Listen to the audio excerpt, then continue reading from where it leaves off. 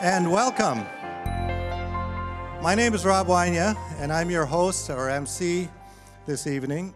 Since the 1950s, with the beginning of systemic closure of asylums and the reintegration into our communities of people living with serious mental illness, there have been several significant changes in the way the treatment of mental illness has been understood and delivered. But a couple of these long overdue and critical changes stand out in my view. The first is who is viewed as the expert, who directs the care plan, managing their illness. Sorry about that. Formerly, it was a trained professional who often told the client what to do in managing their illness. Whereas increasingly now, it is the person living with a mental illness who determines, in partnership with supporting professionals, their care plan. Secondly, along with client-centered approach, it is the introduction of the concept of recovery in the journey. This focus has introduced great hope and opportunities for a new life rebuilt and nurtured from the losses of the old life. Our keynote speaker, Dr. Patricia Deegan, has been a powerful source in North America and internationally in promoting and advancing these two monumental and positive changes. The focus of this evening is Living with Mental Illness, Powerful Strategies for Recovery. The goal is that you will discover the important role of inner strength and self-determination in mental health recovery. Dr. Patricia Deegan is an adjunct professor at Dartmouth College Geisel School of Medicine in New Hampshire, USA, and the founder of Common Ground Academy, which supports individuals, families, and psychiatrists in shared treatment decision-making. She is a recognized thought leader and disruptive innovator in the field of behavioral health recovery, and has lived her own journey of recovering after being diagnosed with schizophrenia. Please join me in welcoming Dr. Patricia Deegan.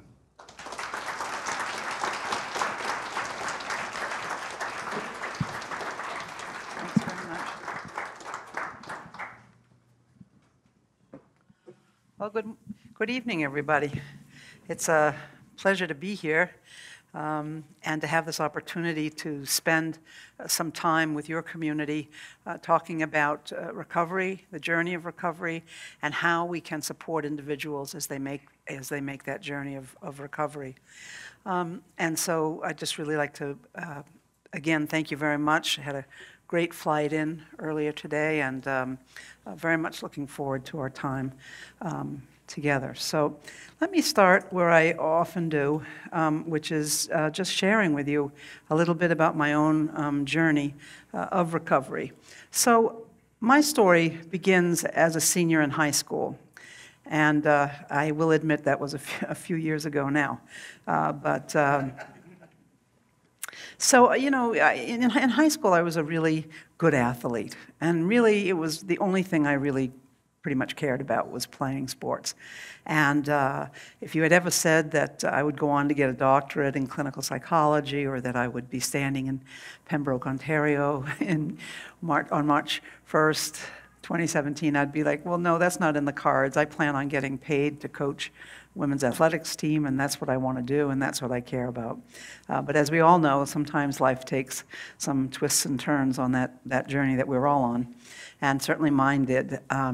So, you know, I grew up in a big family. I'm the oldest in a working class family. And like I said, I got that C- that you needed in order to be able to continue to be eligible to play sports. And I was really good at athletics. And there was a break between Christmas and New Year's, and my basketball team was getting together to get some extra practices in.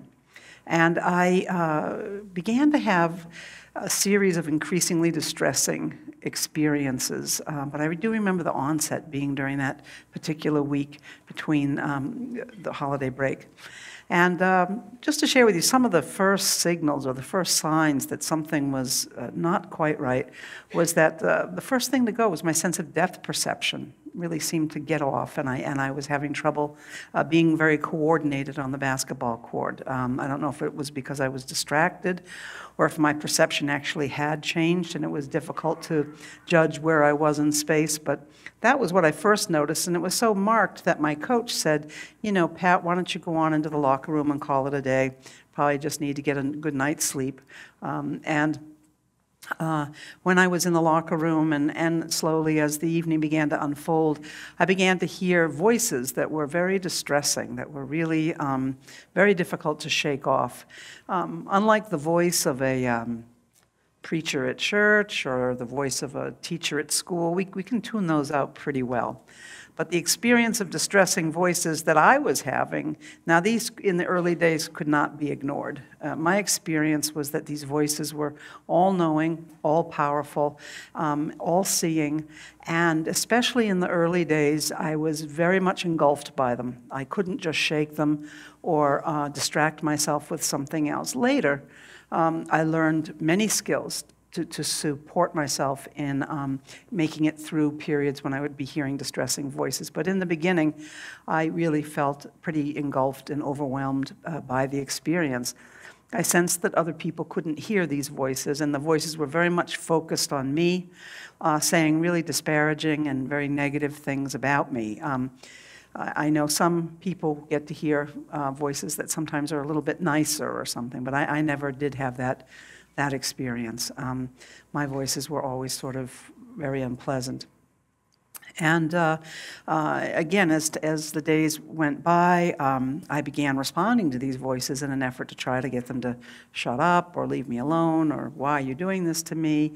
And of course, that behavior was disturbing for the family and friends that were around me.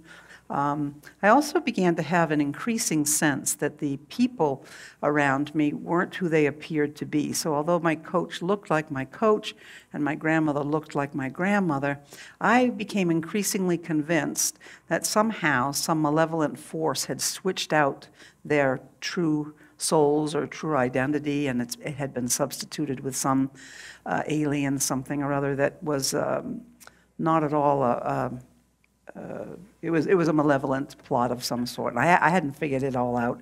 But that it was happening was really, really intense. And so you can imagine what that feels like, you know, going through all of this distress, all of these strange experiences, having trouble finding words to describe what this was all about, and then having all the people around me not to be trusted. So, for instance, instead of like, I remember just looking at my mother as she would try to talk to me, and you know, I'm trying to figure out, why does she have bloody flat-headed screwdrivers instead of teeth? What's going on here? And so you can imagine that you're alone with that, right? And because no one else can really be trusted. So needless to say, it's a pretty isolating and distressing experience. And so it's not surprising that over time, my family first brought me to primary care, a doctor, and they tried a variety of tests. I guess my heart rate was way, way up because of the intensity of what I was experiencing. And, you know, I wasn't having a heart attack or anything like that. And of course, the next question comes up that I was on drugs or something, and I wasn't.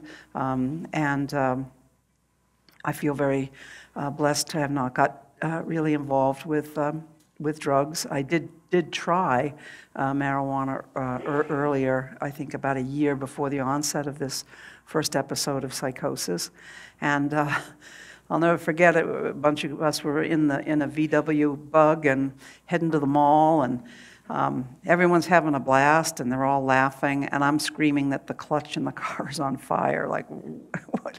You know, so this was not cool. I did not like, you know, so lucky for me, I just knew that me and substances like that didn't go together very well. And so I stayed away. In any case, eventually I was admitted to a psychiatric hospital. And once in the psychiatric hospital, I was reviewed by a team of very esteemed Harvard Medical School psychiatrists. And they very quickly, within an hour and a half, diagnosed me with schizophrenia. They didn't tell me that at the time, but That's what I was diagnosed with. And so essentially I was told, Ms. Deegan, you have a disease called schizophrenia. Schizophrenia is a disease that's a lot like diabetes. Just like a person with diabetes will have to take medicine or insulin for the rest of their life, you're going to have to take high-dose antipsychotic medications for the rest of your life, and I think maybe you'll be able to cope. I was at discharged. I was advised to take my medicines faithfully and to avoid stress. That was quite literally my discharge plan. And, I wish I could say that those days were over and that people were not being told the same advice. But I all too often still find that people are on very high-dose antipsychotic medications or a combination of very intense medications and told to avoid stress.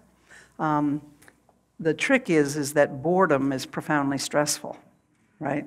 Boredom is profoundly stressful. But I wouldn't learn that for a while. So when I was discharged from the hospital, I was basically told to retire from life. And so that's what I did. I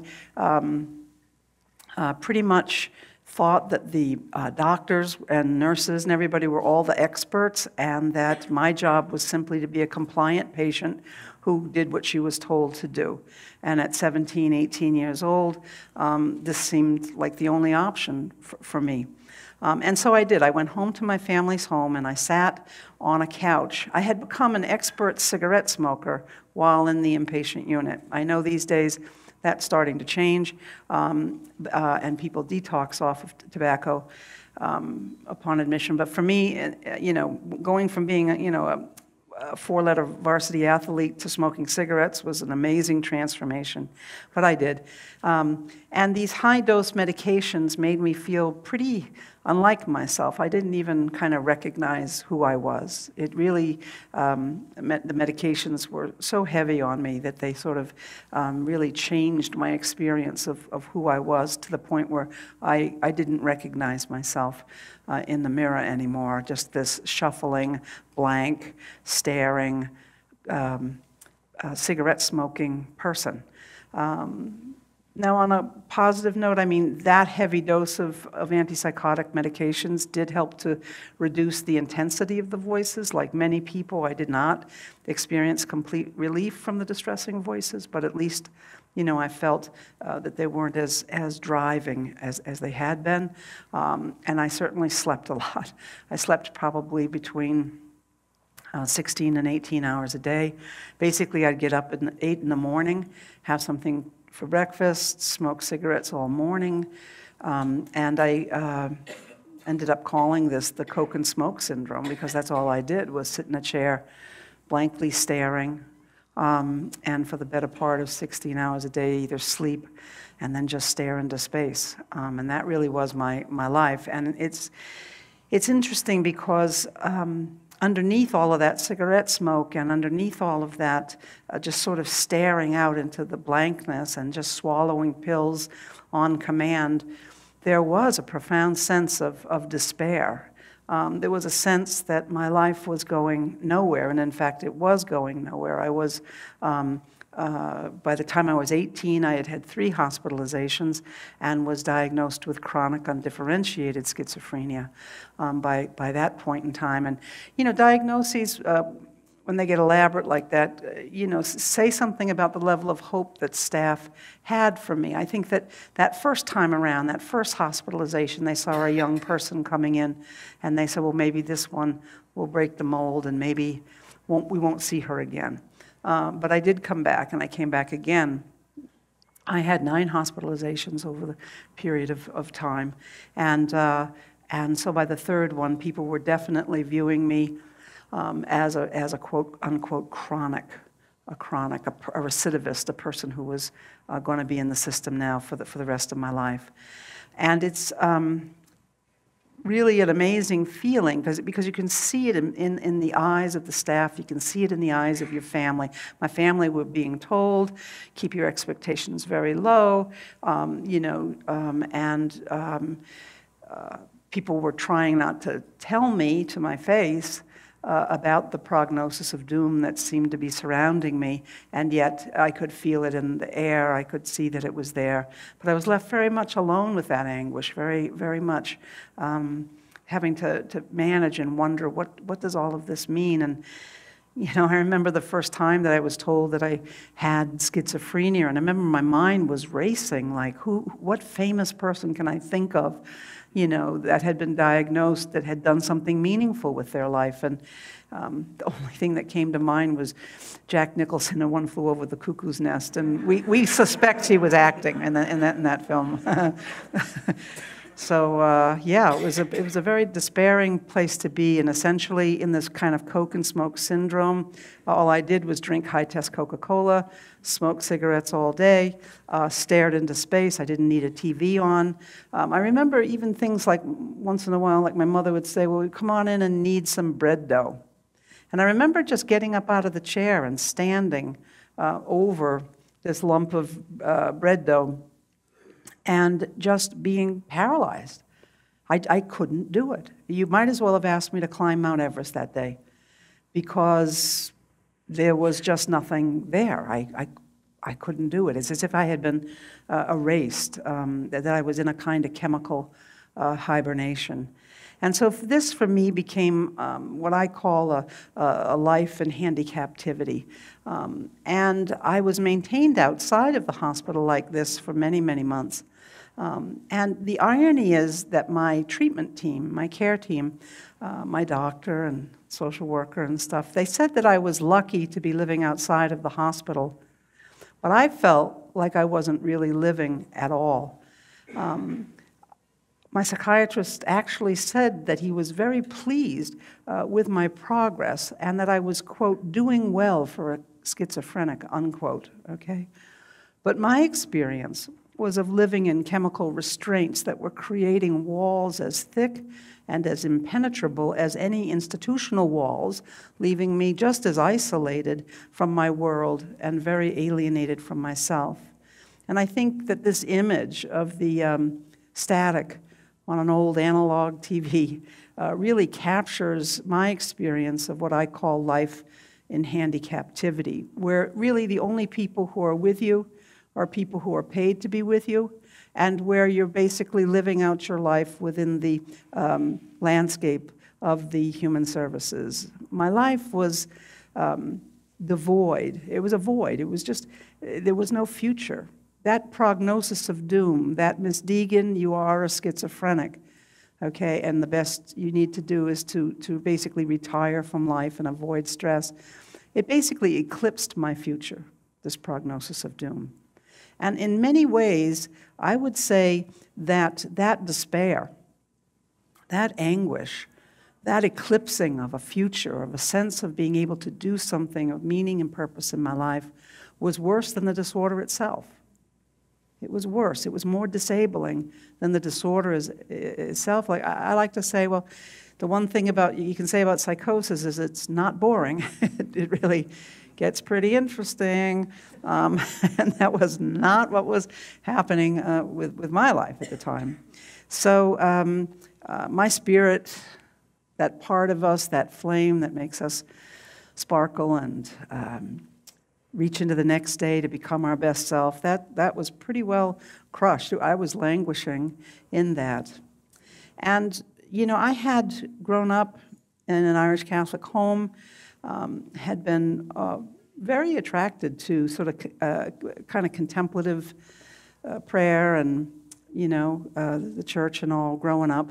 And so for me,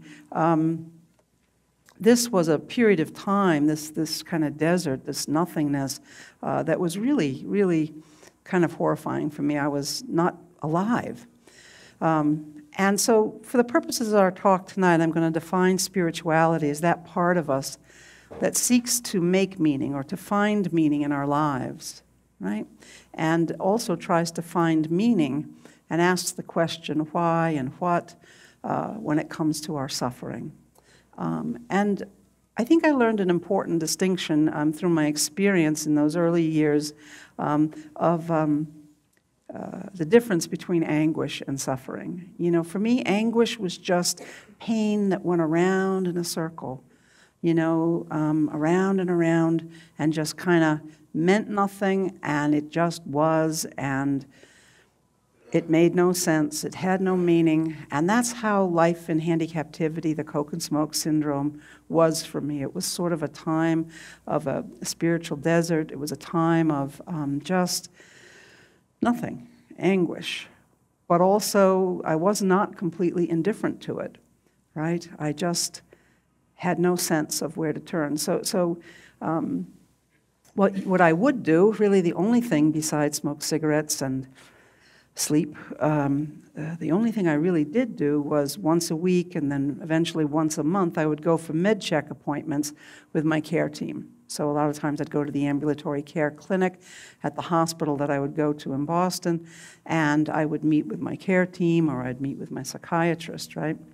And when we would meet, this is me looking back on those meetings and what it was like, but for me, I was trying to say, doctor or care team, I feel sedated. I feel really sedated. And their perspective was, but Ms. Deegan, when you're using these medicines, you're not as psychotic. And my perspective was, well, I'm still hearing these distressing voices. They can't grab me viscerally anymore, but I'm still hearing them. But their perspective was, Ms. Deegan, you're not shouting at your voices as much when you're on this medicine. And my perspective was, well, I can't think clearly when I'm on this medicine. And their perspective was, well, Ms. Deegan, you're not as thought disordered when you're on this medicine. You feeling the distance here? We are not on the same page at all. I'm saying, I feel like the meds are controlling me, and they would say, no, Ms. Deegan, we noticed that when you're on these meds, you're more in control. And my experience was, well, I'm not myself when I'm on this medicine. And their perspective was, but Ms. Deegan, when you're on this medicine, you've returned to baseline. Now, I think this is one of the most important and essential slides I've ever made, and I've made a few in my day, right? And because there's literally a chasm between these two perspectives, right? They're just, there is no common ground. There's no shared vision of where treatment is supposed to be going. My team, who were older and had way more power than I had, their perspective, their viewpoint on what was supposed to happen, I was supposed to be not as psychotic, not shouting at voices, not thought disordered, more in control, and at baseline, right? It wasn't at baseline. Baseline was being, a four-letter athlete, right? That's my baseline, right? I wasn't there. But for them, I was there because I was not as psychotic. And because of the power differential between us, this voice over here was much, much louder than my voice over here, which was much smaller and less compelling. So there was no common ground. No shared vision of where treatment was supposed to go. And I do a tremendous amount of clinical consultations. I've had the joy of helping to develop specialized teams in New York State where we are able to reach out to young people who are experiencing their first episode of psychosis. And we do things really, really differently, but one of the primary things we do, one of the first things we do is make sure that we have a shared vision with the individual of where treatment's trying to go. And usually that vision has very, very little to do with any of these things. And it has everything to do with, I want to go back to work, I want to make some money, I want to go back to school, I want to be able to get back to dating. These are the things that matter in young people's lives. And by focusing on those things that every young person wants in their life, we find that we're able to engage and retain people in services in really robust ways. But this was not the story in my early treatment. So according to my team, I was a treatment success. And I think what gets interesting about it is that even by many of the metrics that we use to study and to measure outcomes, I was considered a treatment success. I was using less expensive services. I wasn't showing up at the emergency room or using high-end services. My recidivism had been decreased, and that was also a cost savings. And my community tenure, for what it was worth sitting in a chair smoking cigarettes, had increased. So by all metrics, and frankly, we use these metrics today to measure what? Not to measure recovery. That's not recovery, right? But maintenance.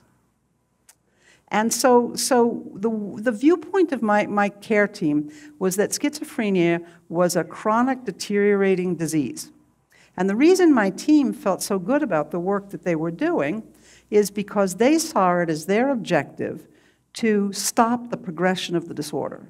That without this drastic intervention of heavy medications, right, and a real constriction of what I was doing with my life, without that drastic intervention and hospitalizations as needed, then the disorder would have continued to progress over time. So that's why they were declaring victory, success, because I wasn't getting worse. The problem was, it's like saying, oh, the surgery was successful, but by the way, we killed the patient, And so the treatment was successful, if this is how you measure success, but me, the person, I didn't have a life anymore. I wasn't living a life anymore, right? I was just lost in that coke and smoke syndrome. And so, as I mentioned, this is what we call the maintenance model. And the maintenance model is what we're trying to move away from when we talk about moving towards a recovery model. So the maintenance model is characterized by the belief that major psychiatric disorders such as major depressive disorder, bipolar disorder, schizoaffective disorder, schizophrenia, etc., are chronic diseases, okay, which have that need to be managed. Secondly, there's only a very guarded hope for not recovery, but perhaps maybe, if by some miracle, a remission. So within the model, maintenance model, there is a little bit of room that somebody might spontaneously remit and walk away and be well. This has been known to happen, but it's very, very guarded, and they certainly don't build a system on hope for recovery and getting the life you want to live. In the maintenance model, the emphasis in care teams and in treatment is on what I call the 3 M's, meds, manners, and money. And so I go to treatment teams all over the country. And I can sit in a case management team, an ACT team, a hospital team, and sit down with the clinical team, and I'm going to hear people talking about meds, tweaking meds, adding meds, de-seeing meds, cross-tapering meds. Manners, is a person behaving themselves? Oh, we got a complaint in from the local grocery store. So-and-so is standing outside, driving customers away and frightening them. We got to manage that. We got to do something about that. And then money. Is the person getting all of their entitlements? Are they managing their lives? Are they managing their money appropriately so that they can pay all their bills? If not, we need to look at conservatorship, guardianship, whatever it is that we might need to a representative payee. And we just spend an enormous amount of time, if we're working from the maintenance model, focusing on these areas. Also, within the maintenance model, we tend to congregate people in supervised living situations. So, for instance, board and care homes would be an example, group homes, long-term group homes that are actually locked, or having people in essentially nursing home settings. And, it sort of makes some sense, if you take people who are vulnerable and you put them all in the same place and you structure their days and you have 24/7, 365 supervision, it may make sense to be thinking, I think it has some intuitive common sense that, yeah, that would probably work, that would be good. In the maintenance model, we expect people to live out their life on benefit checks, getting their entitlements. We expect people to participate in day activity programs that are very often segregated.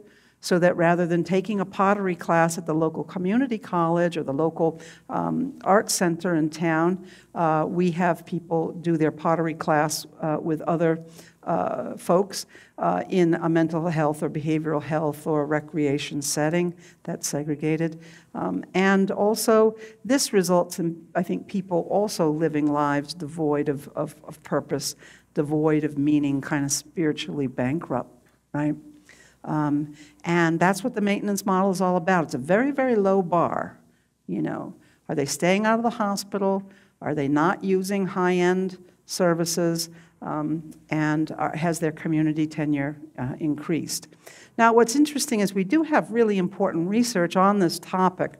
It was done down in the States, and we had the opportunity when state hospitals were closing to look at the impact of two different kinds of state mental health systems. The Vermont system was a system that was based on a rehabilitation model.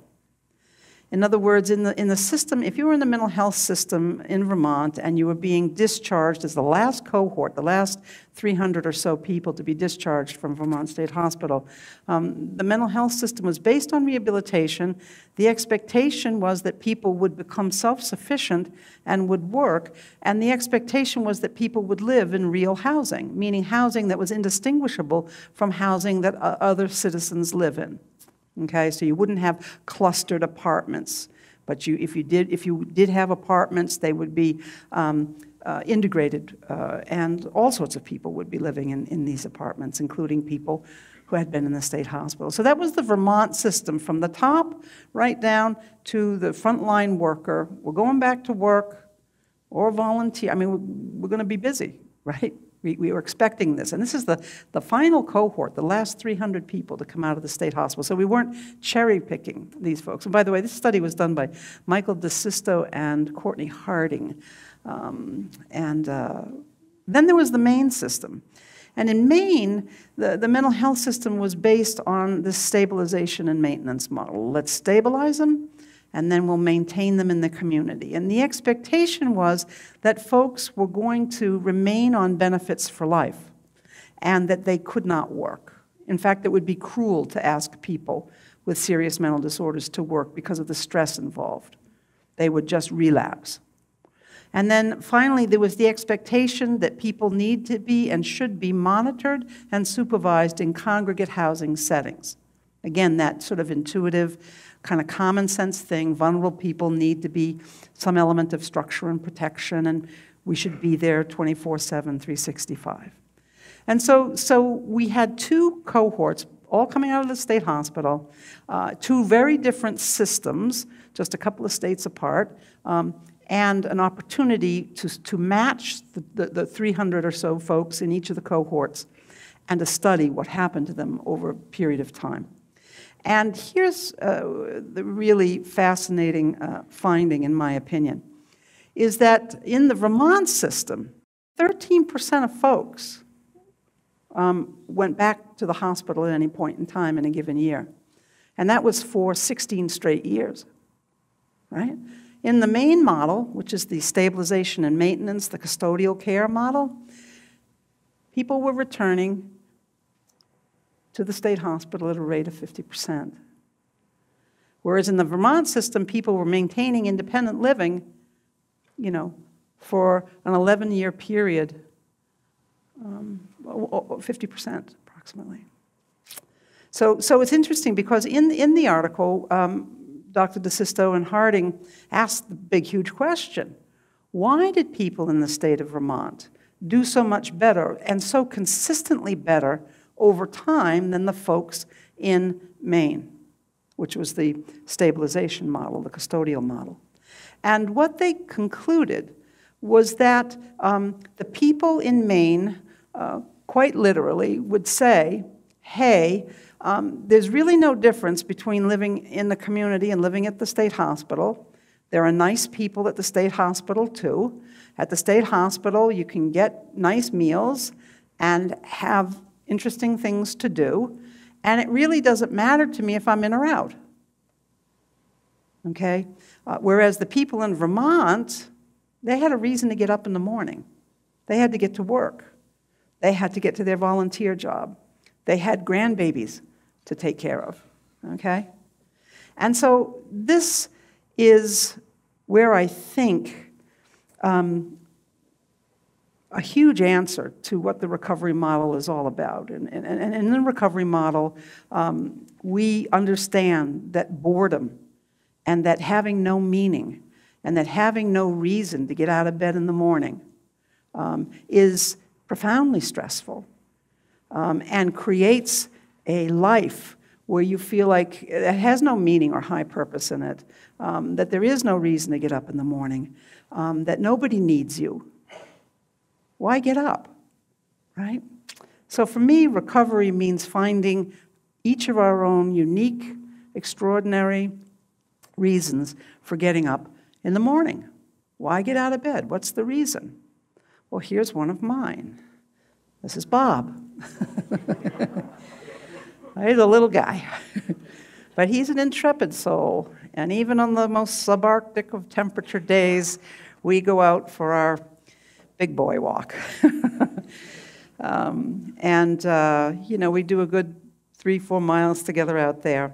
And having a pet, having Bob in your life, gives you a good reason to get out of bed in the morning. And that really helps to jumpstart the day. And it's important because you can't be back in the hospital if you have to walk Bob in the morning, because who's going to walk Bob? Now, it sounds simple. It sounds simple. And yet, over and over and over again, studies find that people who have some sense of meaning and purpose, some way to give back to others, some way of feeling needed by others, that this is a huge catalyst in terms of our recovery.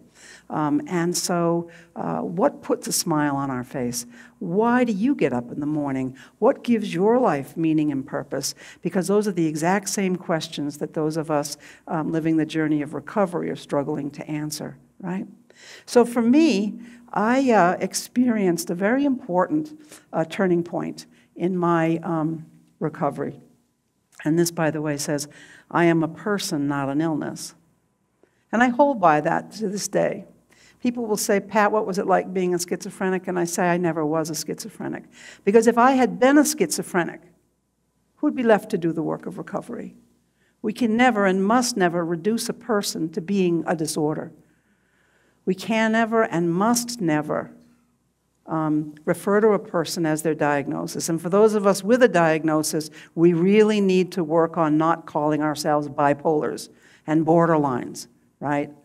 And schizos, right? We're not, okay? My name is Pat Deegan, and I'm a person. I'm not an illness.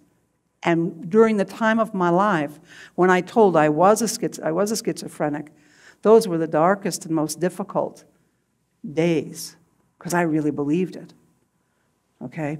But something happened for me. It was a turning point. And it happened on a day I totally wasn't expecting it. I was still lost in this coke and smoke syndrome, right? And I went in for yet another regular med check with my care team, seeing my doctors. And once again, you know, he was telling me that it was so important for me to avoid stress and not to overly stress myself and to continue using these medicines. I think I had thrown them all away at one point and relapsed, and you know the story.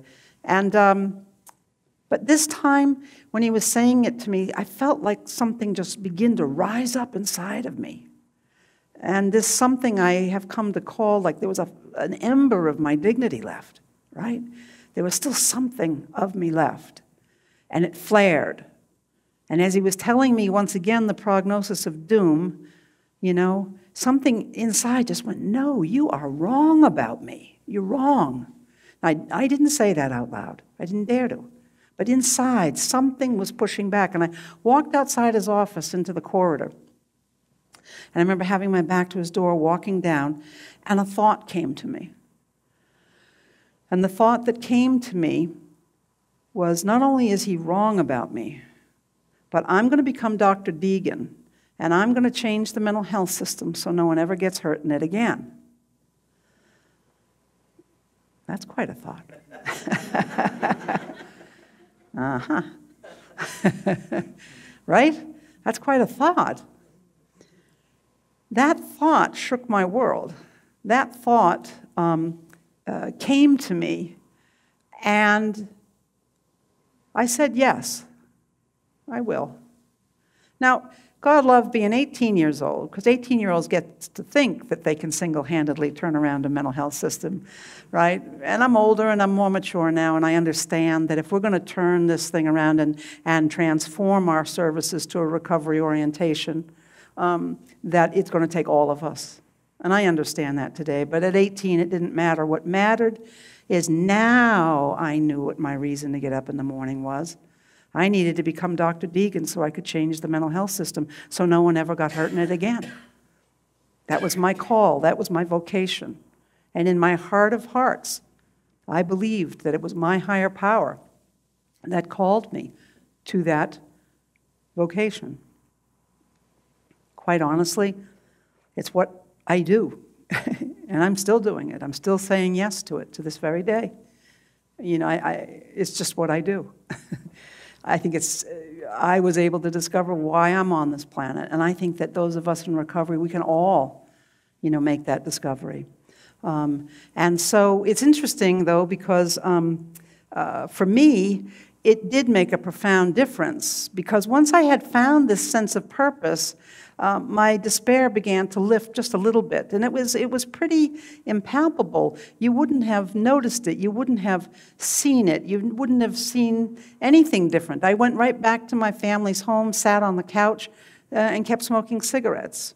And that's why I say it's critical that we don't ever, ever give up on anybody.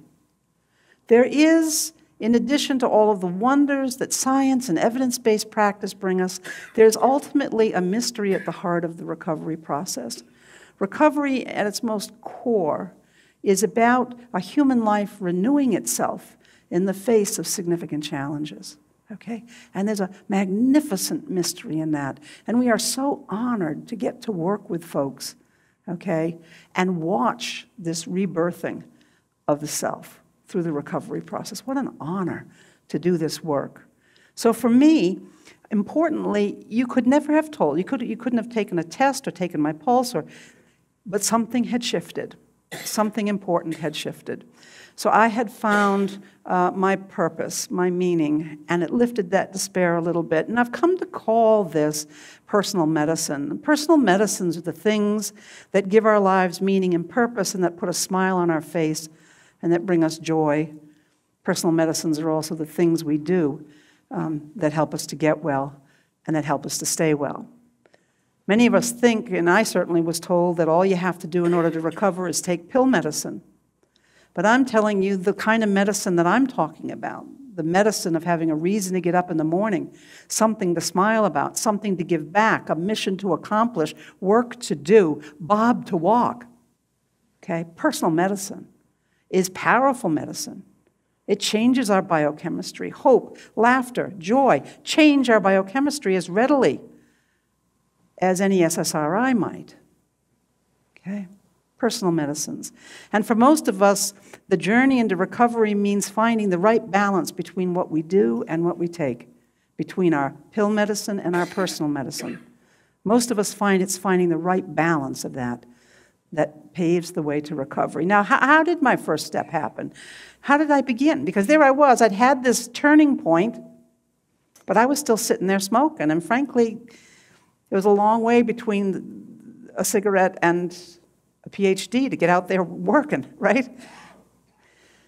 Well, this lady here is my grandma, Margaret O'Donnell. 4th grade education, but a very wise, wise woman, okay? And I'd be sitting in that living room smoking up a storm. And every single day, she would come in the door of that room. And she would say, Patricia, would you like to go food shopping? And I would say, no. And she'd leave. She'd come back the next day. And I always like to say I should have caught on because she'd even come in on Sundays when the grocery stores were closed, right? So she was up to something. She was up to something. She knew what she was doing. So what was she doing? What she was doing was she was walking into my smoke-filled despair, into that void of handicaptivity that I was living in. She entered once a day. If she'd come in 10 times, shut her down. I just would have blanked her out. but I didn't. She only came in once. Every day, she reminded me through that invitation that there was a door, that the door could be opened, that the door had a threshold that could be stepped over, and on the other side of that door was a world, a good world, a world that could be for me, a world that she could not carry me into, a world that I had to get up and walk over the threshold out the door. But if I did that, there was food shopping to be done. Right? One day, I can't account for the reason why, and again, this is that mystery in the heart of recovery. I said yes. I added the caveat that I would only push the cart. I wouldn't put a damn thing in it. You know? But I did it. So my first active step in recovery, despite this extraordinary vocation that I felt inside, okay, was pushing a cart down the aisle of the A&P supermarket in Cohasset, Massachusetts, right? And, you know, when I say that, it's truly humbling to think that it really did start there, and then the next step, and then the next, and then eventually a single course at the local community college in English Composition 1, and getting hospitalized in the middle of it, and making my way back out, and having the professor say I looked like a wreck once I was out of the hospital, and go home, and, you know, trying again, and couldn't focus, and was seeing double, and I couldn't. But I tell you, once there's something to do, I needed to do something about the fact that the side effect of double vision was happening for me, for instance. Right? And I began to stumble into what I call self-care. Up to this point in time, we're 3 years in now to my career in the mental health system, no one had ever mentioned to me that I needed to help myself. No one had ever asked me what I already do to help myself. Right? This is one of the biggest mistakes we make in behavioral health, right? Is we forget to ask people, we forget to recognize that the people we're working with are part of the solution and they're not necessarily the problem. So you might recognize this antique. This is the Sony Walkman. And for those of you younger folks, we had analog tapes that we would put in. So I learned on my own that if I played some of my favorite music while listening to the headphones, it helped me shift my attention off of my distressing voices and onto the music I cared about. I cannot tell you what this means, okay, because voices come on as all-knowing, all-powerful, all-seeing, and they grab you so hard inside, and they don't even have to be yelling. They can just be whispering really softly, but they get you in your gut. They get you viscerally. And there was something I could do. Wow, I could do something. I guess they weren't so all-powerful, all-knowing, all-seeing. There was something I could do. Wow. And that began my journey to discover things that I could do to begin to manage the distressing symptoms I was having. And the better I became at managing them, and I began to talk to my doctor about it. I can listen to my Walkman and it helps with the voices. Right? That's remarkable. And so because I was nodding off on the bus trying to get to my community college class, we agreed to start lowering the medicine. And as we began to come down on the medicine, okay, I needed to increase my personal medicine, my Walkman, and exploring other things I could do. So I began to learn, and now this is me looking back on it, of course, is that one of the things that marks the recovery model is really unique, is recognizing that the people who are coming for services, we're not the problem. Rather, we are part of the solution. And so we need to be asking ourselves as a behavioral health system, at what point are we saying to people, what do you already know how to do to help yourself? Okay. We also need to become experts at helping people discover their personal medicine. Personal medicines are the big things that put meaning in our lives and that put a smile on our face and that bring us joy. But personal medicines are also the smaller things. like listening to that Sony Walkman, right? We're part of the solution. So finding our recovery partner is the first task in working with people. What I really enjoy about personal medicine is that it shifts the focus from what's the matter with Pat Deegan, what's the matter with Miss Deegan, to what matters to you. If we can find what matters to you, okay, we're on our way. We're going to have some common ground to share a vision of where treatment can be going. So we need, in a recovery-based model, to stop focusing so much. And this is what we're trained at. We're really good at it. What's wrong with you? And get the focus onto what matters to you, right? What matters to you. Okay, here's Sylvia. She's going to tell us a little about personal medicine. Hi, my name is Sylvia, and in 1991, I was diagnosed with major depression after a suicide attempt. Today, I want to talk to you about my recovery. I am happily married for 8 years with my husband. I have raised 3 children, and now I have 8 grandchildren. I want to talk to you what has the turnaround in my life after attempting suicide and my relationships. My personal medicine that I have encountered has been garage selling. I have this that I treasure, my jewelry, and that's because most of it I have found in garage sales. You would be surprised what you find out there.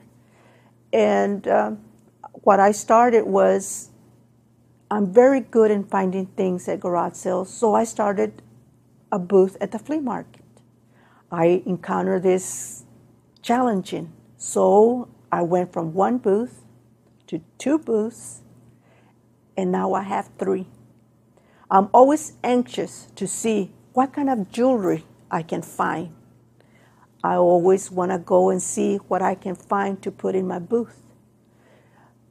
This has helped me not to remember my illness. I keep going to see what I can find, and this is something I cannot deal with a job because I get stressed out, I get angry, and this has helped me to cope with it and still support myself. And this has been the greatest thing that I have found. You can also find. This is my point. I mean, Sylvia, there's no clinical textbook, no evidence-based practice we could adopt that would allow us to know that garage sales was going to be the answer, right? Was going to be what gives Sylvia traction, right? And that's why, as professionals and as family members, I think it's really critical to help our loved ones, to help people coming for services, discover the healer within, discover the fact that within them there is already a wisdom at work that we can tap into. Where did garage sales come from, and how did Sylvia stumble into that? She did. There's a healer within Sylvia. I believe there's a healer within each and every person who comes for help. And our job, by helping people discover that healer through the discovery of their personal medicine. And this is something we use used by tens of thousands of people in the United States. And what we find is that clinicians really welcome people who are engaged and who are activated and who are partners and are prepared to participate in the co-creation of recovery and wellness, right? That we can't fix people the way we fix a car. We can't tune people up. We can't do tune-ups on people, right? Right? We can't fix anybody, but we can partner with them and help them discover the meaning and purpose and what matters in their life. And once we've figured out that part of the equation, it's a whole different ballgame. Now we're partnering, now we're collaborating, now we're side by side on that journey of recovery. And I think part of what I find interesting is in this approach, you know, it's hard work we do. It's very hard work. I think those of us who work in the field of behavioral health, who are working with people in community-based settings and in hospital-based settings, who are diagnosed with severe mental disorders, we come to this work for a reason. I believe that we come to this work partly because of the amazingly good salaries that are offered in our jobs. No, that's not no. And frankly, there are easier ways to make a living. Computers aren't going to talk back to you, you know. There are easier ways to make a living. So why do you get up in the morning?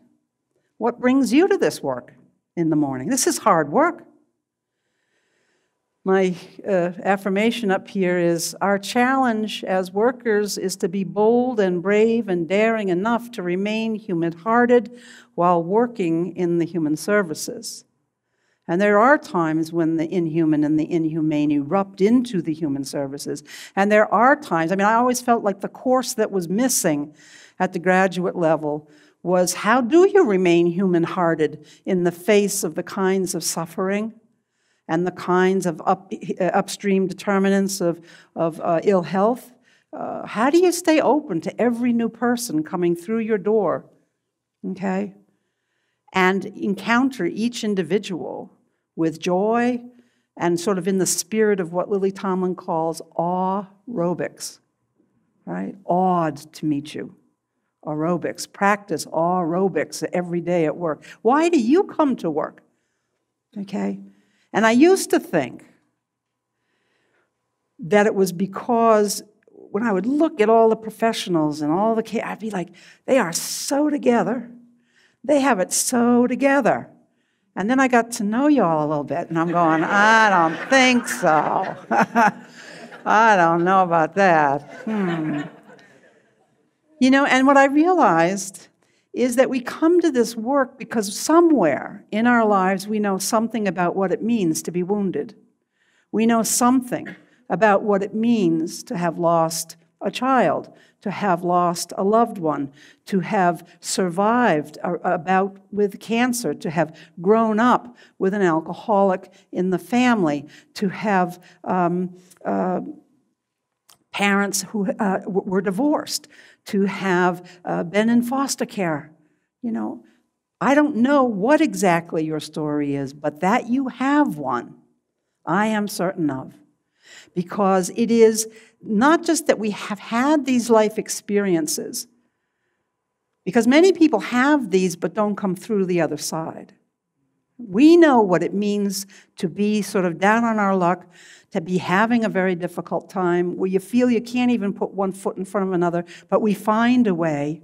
We find our resilience. We find a strength we never knew was there, and we come out as better people for it. We come out carrying a kind of hope, a kind of genuine, authentic flame of hope. And that is the greatest and deepest gift we have to offer the people that we're working with. Yes, you may be awesome at doing DBT with people and be incredibly gifted at motivational interviewing, but in the end, and I have interviewed thousands of people about their recovery, it's not, people don't tell me, oh, Pat, it was the extraordinary DBT skills of my therapist that really, you know, no, that's not what they tell me. What they tell me, she believed in me. He believed in me when I couldn't believe in myself. He had the hope when I had no hope for me. That's what matters. That's why we get up in the morning each day to come to work. And keeping that flame of hope alive in yourselves so that you can hold it for others as they're passing through their difficult passages is what our work is all about. And it's the beauty of our work. It's a wonderful, wonderful thing. And what's interesting about it is that as we help others in this way, we further heal ourselves by helping people. So there's this beautiful matrix going on at the center, at the heart of all of our work in behavioral health. People coming for help, us offering help, but we too live with vulnerabilities. And by helping others, we're helping ourselves. And that's the beautiful mystery. That's the gift. And that's what gives our work meaning and purpose. And just in terms of closing, let me just say that recovery really is real. Here is some of my personal medicine today. You know, in the beginning, I couldn't even look at anybody, let alone have a conversation. I really didn't like people. And thank goodness I was surrounded by people who could reach in for me, because there was no way I could reach out, right? You know, what I like to say to family members is, hey, this is something for the long distance runner. This is not a sprint. You got to be in it for the long haul. Take good care of ourselves as caregivers, right? Today, I live in a beautiful yellow house, farmhouse. I've been with my partner Deborah for over 25 years. I can't believe it, but my personal medicine includes now raising an extraordinary daughter, Cheyenne. I never thought that was something that I could do.